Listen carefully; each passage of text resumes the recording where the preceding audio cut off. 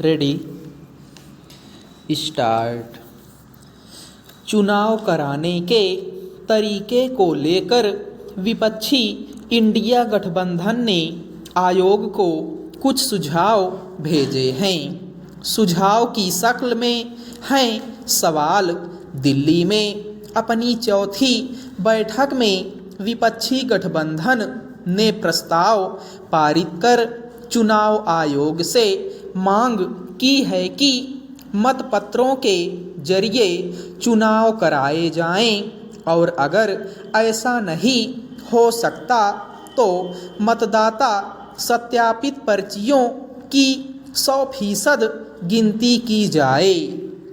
विपक्ष का सुझाव है कि मतदान के दौरान पर्ची को बॉक्स में डालने की जगह इसे मतदाता को सौंपा जाए और वह अपनी पसंद को सत्यापित करने के बाद इसे मतपेटी में डाल देगा। विपक्षी नेताओं का दावा है कि चुनाव आयोग ने ज्ञापन का जवाब नहीं दिया है। दरअसल हाल में 5 राज्यों के विधानसभा चुनाव के नतीजे आने के बाद मध्य प्रदेश के नतीजों को लेकर सवाल उठे। कहा गया कि नतीजा पूर्व सर्वेक्षण के जरिए वहां के परिणाम के बारे में पहले से माहौल बनाने की कोशिश की गई। यह गंभीर बात है।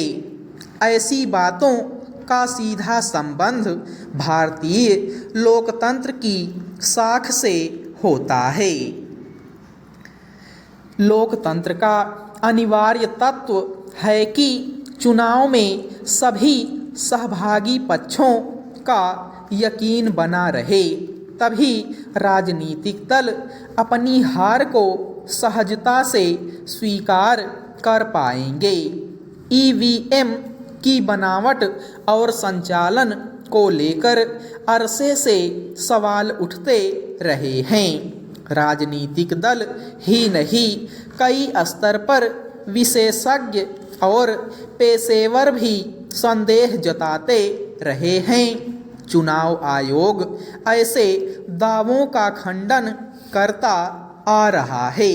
वर्ष 1998 में दिल्ली, राजस्थान और मध्य प्रदेश के विधानसभा की कुछ सीटों पर ईवीएम का इस्तेमाल हुआ था, लेकिन वर्ष 2004 के आम चुनाव में पहली बार हर संसदीय क्षेत्र में ईवीएम का पूरी तरह से इस्तेमाल हुआ। 2009 के चुनावी नतीजों के बाद इसमें गड़बड़ी का आरोप भाजपा ने लगाया।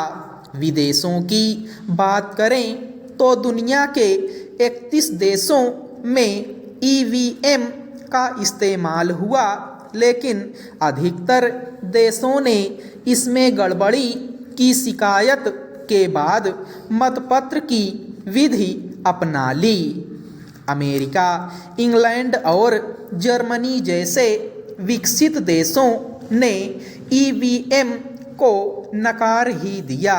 वहाँ चुनाव मतपत्रों के द्वारा ही कराए जाते हैं। इन तथ्यों के बरक्स यह सवाल बार बार उठता है कि क्या भारत में मतपत्रों की वापसी संभव है। चुनाव आयोग कई बार कह चुका है कि तकनीक के मौजूदा दौर में अतीत की ओर लौटना उचित नहीं होगा। जाहिर है वैकल्पिक उपाय सोचने होंगे। विपक्ष ने ईवीएम और पर्चियों की गणना साथ साथ कराने का सुझाव दिया है। कहा जा रहा है कि ऐसा करने से भविष्य में कोई दल सत्तारूढ़ दल पर चुनावों में धांधली को लेकर सवाल नहीं उठा पाएगा। चुनाव लोकतंत्र की नींव होते हैं।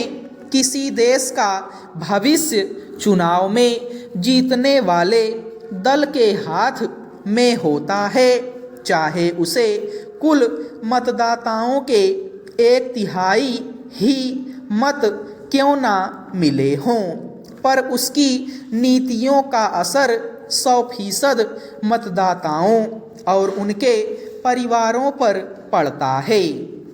इसलिए चुनाव आयोग का हर काम निष्पक्ष और पारदर्शी होना चाहिए। चुनाव आयोग की यह छवि धूमिल ना हो, यह देखना सत्ता पक्ष के साथ विपक्ष का भी काम है। एक स्वस्थ लोकतंत्र में होने वाली सबसे बड़ी प्रतियोगिता चुनाव है। उसके आयोजक यानी चुनाव आयोग से निष्पक्षता की अपेक्षा स्वाभाविक है।